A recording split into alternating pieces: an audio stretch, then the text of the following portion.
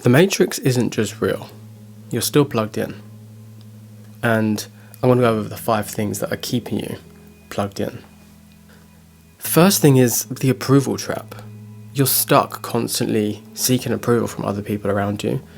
People who are also doing the same thing but don't actually know what you should be doing with your life.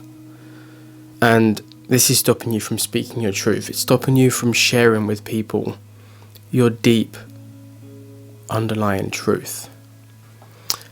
You keep following a path that others have set out for you, and you want to be liked more than you want to be you. And this is realistically where I was not that long ago. And I was making Instagram reels for a whole year back in 2023. And for a very long time I was just scrolling, finding things to copy and making them slightly more, tailored to me, and then posting them. And mind you, some of them really blew up. I think I got 2.4 million views on one of them. And whilst I really enjoyed getting lots of views, lots of likes, and lots of engagement, it just started to feel numb and boring. It started to feel like it wasn't me. And it was for that exact reason that I had to stop. And it took me a whole year to come back to me and back to what I actually want to put out there. And that is literally just from talking to the camera and expressing myself. The main cause for this trap is school systems. Because when you go to school, you're taught to, you're just literally taught to fit in to a box. You're taught that, no, big ideas aren't made for around here, and that you need to learn what we teach you, don't question us, and keep cracking on. You're also taught this through parental expectations. And that could be that, your mum wants you to go to uni to study law, or your dad wants you to be a doctor. Or it could be as simple as, they think you should go to college and study something, when you're like, no, I'm just going to crack on and keep practicing, and I'm going to get it done. I don't need to go to college and pay $2,000, $5,000, $20,000 just to be in debt and know 5% more than I do now that I could probably figure out on YouTube anyway. And the third thing, forcing you to seek approval, social media. You're just scrolling non-stop. The second thing that keeps you trapped in the Matrix is the obedience loop. You're constantly waiting to be told what to do. You're constantly waiting for permission to do what you want to do. How are you ever going to get anything done if you're still waiting for somebody else to tell you what to do? Because you're sat there, you're like, oh, I need to get this done, but no one's told me to yet. Guess what? Newsflash. No one's going to. You have to do this by yourself. No one is coming to save you. And it's taken me a long time to get to the point where I realised no one is coming to save you, and you have to do it for you. For nobody else but you. It's literally all about you. Again, the same causes, school systems teach you to fit in, not stand out, obey, do what we tell you, or else if you don't do what we tell you, we're going to punish you. You're going to get detention for not doing your homework. Do you know how many times I did my homework? I could probably count on one hand how many times I've done my homework at school. And they kept trying to punish me, and I was just like, no thank you. There was so many incidences where I'm like, in fact, I'm going to go on a slight tangent here, but there was one where I was like, 15, 16, I'm in secondary school, and the teacher of my class had given us permission to put headphones in so we can listen to music whilst we're working. For me, that is a godsend. I work so much better when I'm listening to music. Some other teacher came in on her dilly-dally. She's like the big boss. She wants to tell everyone that she's the big boss. She comes in, everyone sees her, hides her headphones. I'm like, focus mode. I'm cracking on. I'm getting my work done. She comes over to me, stands in front of me and says, what are you doing with your headphones? I was like, teacher said I can have them. She's like, well, you're not allowed to. You know the school rules, you're not allowed to. I was like, okay, well, I'm sorry. Like, it just helps me focus and I like using them. She's like, well, that's not good enough. Give them to me. I was like, okay. I wound them up, gave them to her, and she kept going on, and she kept trying to tell me off, like more and more and more. And I just sat there for like 30 seconds while she was yapping. And then I looked her dead in the eyes and I said, "Miss, I already apologised. What more do you want from me?" And she stood there, like gobsmacked. She genuinely, I think she was just so shocked that, you know, a 15-year-old had spoken to her in such a calm manner, whilst also spitting truth to her face, and it actually scared her, because she was like, oh my gosh, this child is, you know, not disobeying, but he's standing up against my authority, and he's actually in the right, but I can't let him know that. And she lost her bottle, and then she ended up like trying to keep my headphones forever, and I was like, haha, no, give me back. Anyways, that was my slight little digression, but that's an exact example of how the school system forces you to be obedient, because she would have kept going on and on and on if I wouldn't have stood up for myself. The scarcity script. You're constantly scared of competition. You hate it. And if anyone is competing with you, suddenly you feel like you've lost. If somebody steals your idea, or if someone starts to copy you, you feel like, oh my god, they're stealing my customers, or they're stealing my idea. But yes, they are, but they're also making it a bit more like them. And there's plenty of space for everyone in this world. Genuinely. How many bookshops do you know of? How many coffee shops? That's a good one. How many coffee shops, if you go into your local town, how many coffee shops are there?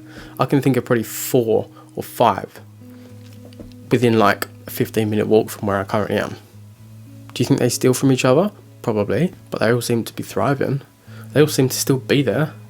And there's more and more popping up all over the place, because everybody drinks coffee. Well, not everyone, but most people drink coffee. So there's never going to be a lack. There's always going to be enough for them. But again, this comes back to family again. Your familial beliefs, because your family instilled this in you. If as a child you didn't have a lot, your parents were saying, oh, we're broke, we haven't got this, we can't afford that. That goes into your mind, and you start believing that even when you can afford it. Like, you might have decent chunks of money coming into your bank account every month, but you keep telling yourself you can't afford it. Or you keep spending your money on silly things that don't matter until you actually can't afford the things that do matter, because you don't prioritize them. And a lack, and this is also caused by a lack of exposure to abundance mindsets. A lot of people struggle with this, because although abundance is literally the original state of the world, like, there's enough for everyone, and there's enough of everything for everyone. There's enough food for everyone, but we just keep mass farming and then mass slaughtering and then wasting it all. The next thing, this is a big one. It's very, very powerful. You're probably doing it right now if you're on YouTube. The consumption cage. Just, you know, constantly stuck scrolling for hours. You're like, it's 10 o'clock. I should have been in bed an hour ago. Oh, just 5 more minutes. Next thing you know, it's 2 o'clock in the morning. You need to be up at 7 so you can get to work, and you're still scrolling. How's that helping you?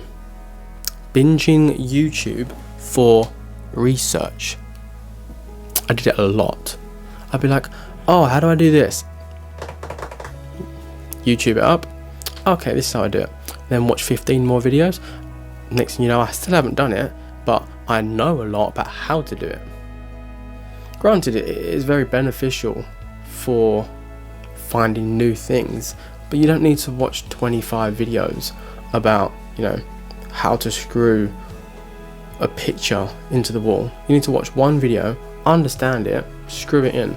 Worst case, oops, I screwed into the wrong place, picture falls down. You've learned what not to do, you know? Planning to do the thing is not doing the thing. Learning how to do the thing is not doing the thing. Doing the thing. The causes of the consumption cage. You're addicted to cheap dopamine. Now granted, dopamine isn't like inherently bad, but not all dopamine sources are made equally. Some of them are great if you actually have to work for the dopamine. For example, you go to the gym. You don't really want to go to the gym, most people don't, but you go anyway. You do 10 minutes running on the running machine, suddenly you feel so much better. Then you do some weights, or you do some pull-ups and some push-ups, and you get home and you're like, you know what, I feel pretty fulfilled. That's good dopamine. But if you sit there and you're like, I'm bored, or PORNHUB, and then you sit there, that's not good dopamine. That just zaps you of all your energy. So there's Instagram. You sit there scrolling for 45 minutes. I've done it before. I've gone on Instagram to message someone, spent 45 minutes scrolling, and then I haven't even messaged the person. You just get trapped. The same as YouTube. Like, you go on there trying to find one specific thing. Next thing you know, the algorithm suggests this, and this. And you're like, oh, that looks cool. Let me click on that one. Another 10-minute video. And then it suggests another really cool one. Another 8-minute video. Another 15-minute video. And then next thing, you're trapped in the consumption cage again. And then you're like, shit, I need to get out of here. Leave. You get 20 minutes of work. Basic work. You don't even get to focus properly because you're constantly thinking about the YouTube video you've just watched, and you're back in the consumption cage all over again. And the last thing is the identity firewall, and this is who you believe you are, because who you believe you are isn't actually who you are. It's a culmination of who everyone else has told you you are, and this is you. Like, you keep reliving your failures, you keep reliving all the hardship you've been living, and you keep just culminating in crap feelings. It's also you staying small to match your old self, or to match the people around you in your environment, which is why in a previous video I did mention that your environment, you need to change your environment to change yourself. It's like, you know, the famous saying, if a tree doesn't grow, you don't blame the tree, you blame the soil, the environment. It's not getting enough water, it's not getting enough nutrients. And this is also your negative self-talk. You know, the self-talk where you say, oh, I'm not strong enough to go to the gym, I'm not brave enough to start filming, I'm not, good enough at editing to make a video. This is all bullshit. You're good enough. Stop telling yourself you're not. It's harder to do it than it is to say it, but just start today. And again, this comes from your family, but it comes based mostly from your childhood and the beliefs that you've picked up about yourself and the beliefs you've picked up about the people around you and how to act from growing up, and also from the culture of your family and your religion and the people around you. And now I got 5 little fixes for you. Well, they could be little, they can be big, it's up to you. Number 1, do something today that scares the shit out of you. I don't know what that could be for you, but for me it might be filming a video in public, in front of people. For me it used to actually be going and like sitting in the middle of the street. I used to set myself crazy challenges where I would just go and do a handstand in the middle of Sainsbury's. No one gave a shit, but it scared the hell out of me. Do something like that. Number 2, start doing something that you love, even if other people don't agree. Like, let's say for example you really love pottery, but everyone around you thinks pottery's rubbish. Start doing it anyway. Who cares what they think? Number 3, do what you would do if money didn't matter. Ask yourself, what would I do if I would get paid for it anyway? Or if you didn't need money to survive?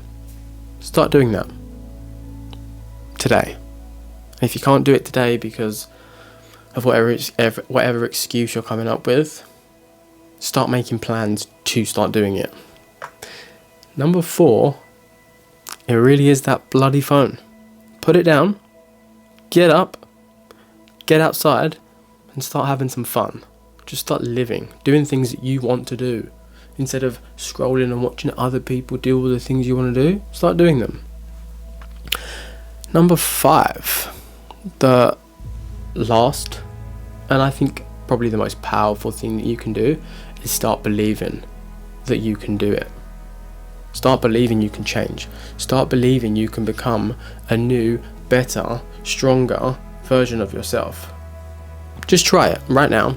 Go onto your notes app, close this video if you have to, go onto your notes app and write down your perfect daily routine and put it somewhere that you can see it regularly, and then at each interval see if you can then go and do, even if it's for 5 minutes, just go and do what you've set on your timetable.